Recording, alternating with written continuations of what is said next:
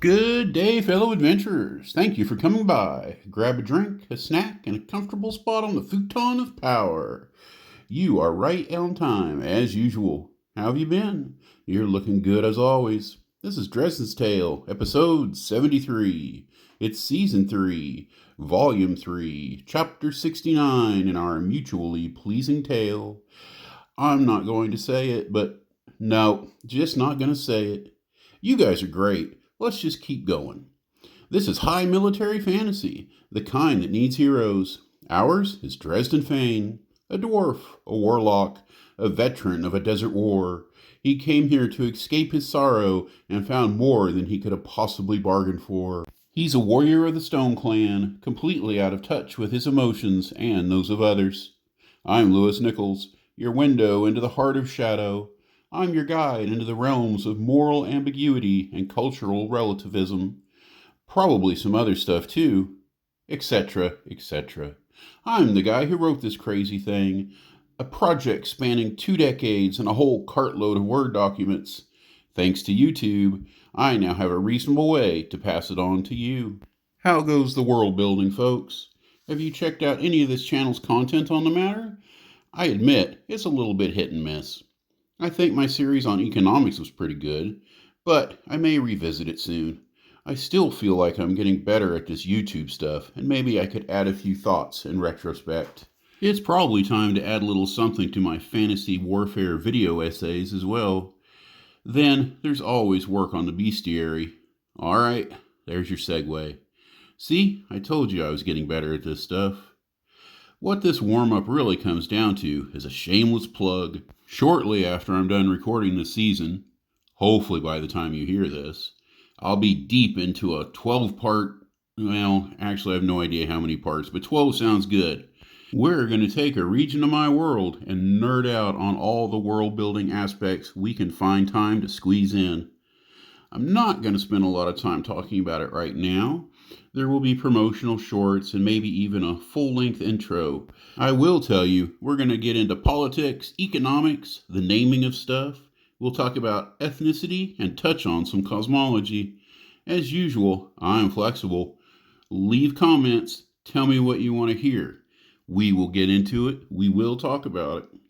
Now, let's get on with this. I hear you. This isn't about the future. We're right here and right now. Dresden's got his grumpy on. Back in Brave Rock, it's Ortwin's 26th day, 2,052 years after the fall.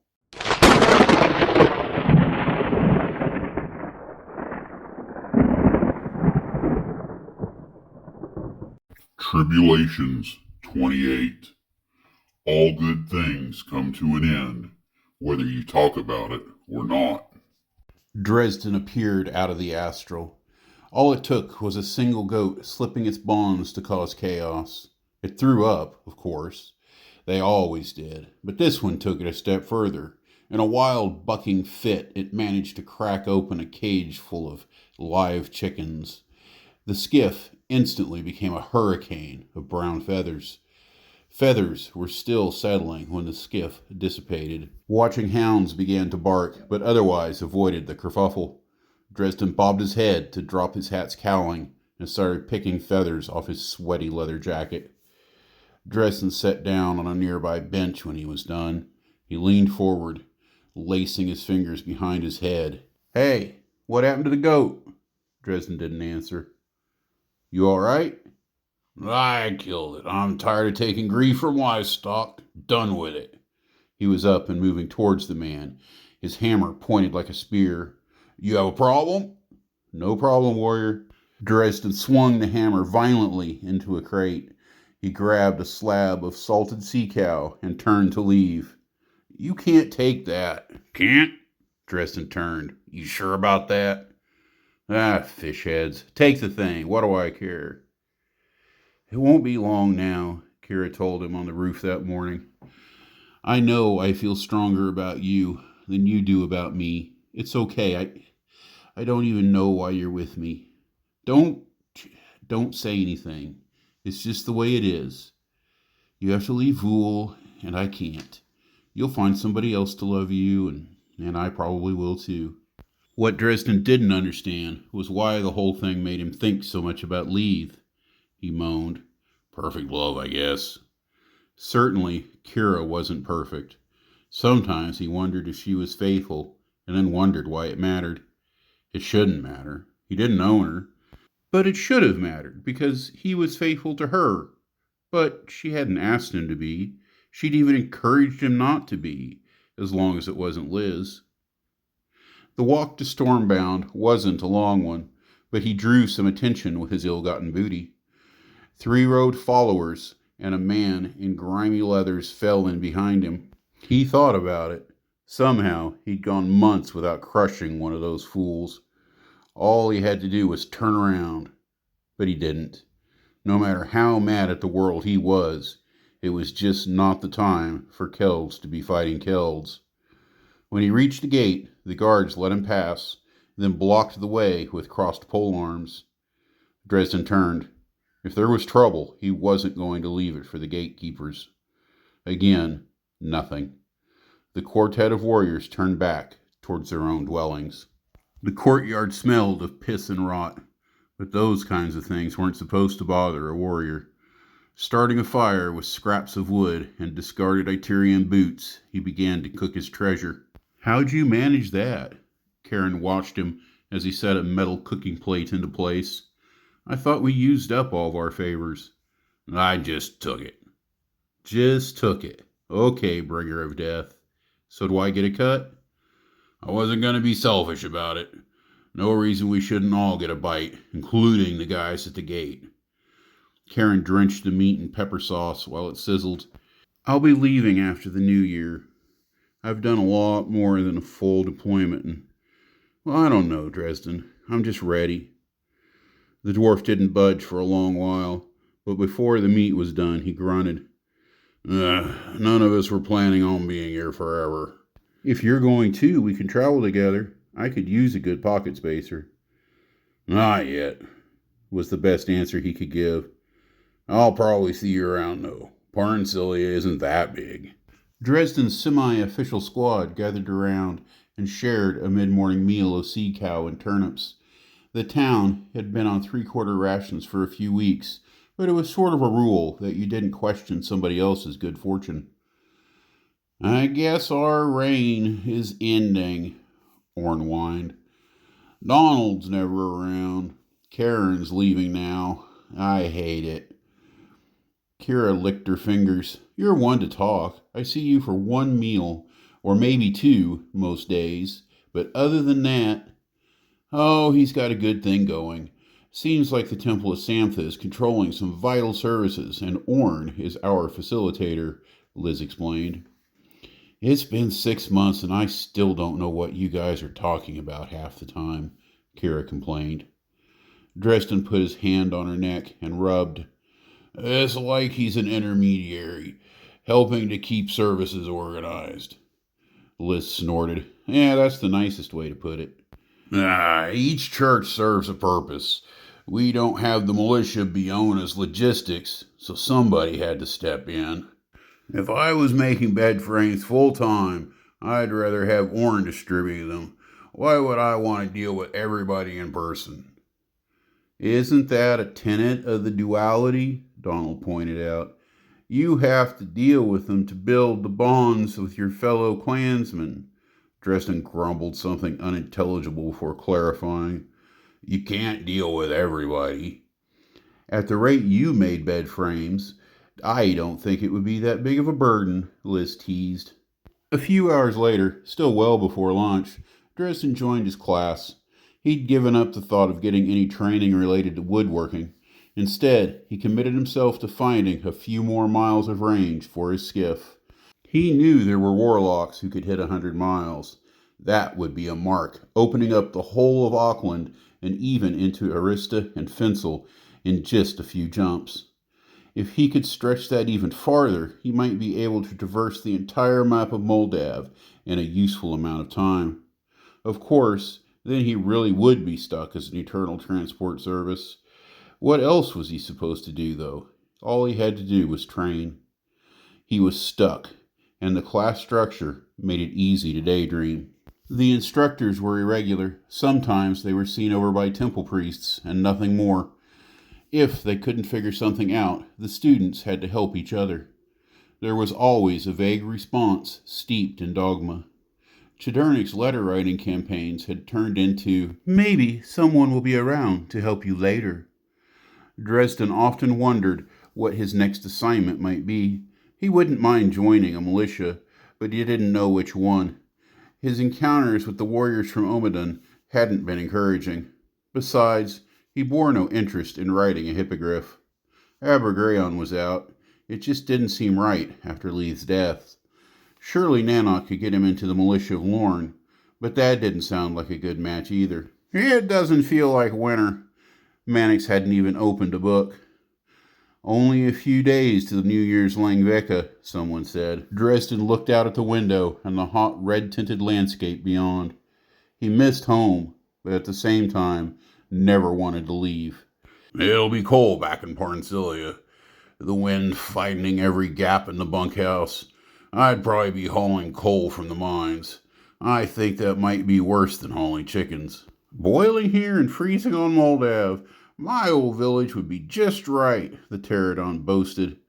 "If a winter was passing, it's not as bad as yours, and never gets hot like this. I'll take that green sun over this crap any day." Dresden suppressed a yawn. "Green? Does it glare? More importantly, does it go away at night? You don't have throbbing passions there, do you?" "We've got a nice normal day-night cycle there, thank you." "Even Odessa has that." No matter what Dresden's next adventure was, he hoped it would be someplace normal. "I'll have to visit Manelia sometime." Before he was ready for it, the evening arrived, and it was time to see what the cooks managed to put together for dinner. The Langveka was indeed just a few days away, but the best he hoped for was a week of full rations. One of the Lord Commanders was making the rounds, trying to encourage the men. "If we're suffering, they're suffering too," he told them. Kira picked at a chicken bone. "I don't think he's missed too many meals himself." The Lord Commanders were titles for the 4 or 5 heroes right under Irving. They all had battles to their credit. They were all involved in different paramilitias. This one was Cedric Rastenhouse, a human easily recognizable by the amount of effort he put into his long and curly hair. It was a sad fact the high commanders and just a few of their friends, only 10 to 20 warriors really, easily represented half the fighting strength of Irving's whole command. Most of the men, including Dresden's own team, were just there to take up space. That's at least the way it felt sometimes. "We don't have it so bad," Dresden told them. He finished a small meal and sat back. "There's no place I'd rather be." Kira kissed him. "I think that Cedric guy heard you," Donald told her. The human was making straight for their small group. "You're Dresden Fane, aren't you?" While Kira let out a big sigh, Dresden grunted something like, "S'pose so." "Come with me." Liz was up before Dresden could move, grabbing to force him to lead the way. The man turned back. "Not all of you." "Just me. I have to watch him. And the bad eye?" And Kira, she quickly added, "Left eye, right eye." You 3 then, but stay out of the way." He led them into the dormitory section of the keep and up the stairs that Dresden knew too well. Halfway up to the last set of steps before the roof, Cedric stopped. "I was supposed to ask. You can skiff." Dresden was in the uncomfortable position of being shorter and lower on the stairs. When he craned his neck, his hat fell back. When he looked forward, there was just the man's belt buckle. "Yeah," the dwarf managed. "Well, come on then." He took him the rest of the way. "Found one of 'em. Dresden." He spoke to some warriors on the roof. They were part of a third-rank paramilitia known as the Day Terrors. "Who's the others? His arm candy?" A tall monkey looked over the 3. "Can you pocket space again today?" "Yeah," Dresden grunted. "Right to the point." She ushered him closer with a long finger.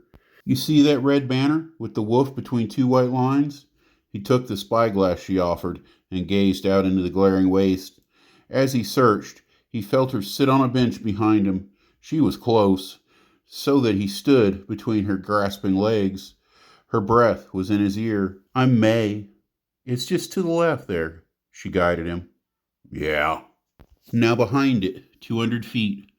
That's crates of vegetables and meat packed in some kind of magical ice. How about we go get it?" He moved away from her as the woman tried to further ensnare him. "What exactly is your plan?" When he turned, he noticed everyone was watching the two of them, most with smiles on their faces. Kira was one of them, with a look like she was encouraging him. "I don't know how many of those crates of food I'm going to be able to carry. We'd have to hold position for a while." "We're not stupid." A Tagara dressed in black leathers leaned back casually with his arms crossed. He looked at Cedric. "Well, not most of us. You, me, and the wall there, we'll jump in. You're taking us out. Cedric kills everything that doesn't say ruck, while we get a few crates separated. Then I take us out." "Just make sure you get the food," May told him. "I don't need another crate of shoes." "You identified the target. If it's not food, it's your fault. Now, yay or nay, dwarf. We only have so much time." "Do it, Dresden," Liz yelled. Less than half an hour after they'd left their friends in the courtyard, they were back. They were in the Itarian camp for less than a minute. In fact, the hardest part of the whole mission was escaping Handsy May without losing any clothing. "You should have seen him," Kara was giggling. "My hero, fighting to preserve his loyalty.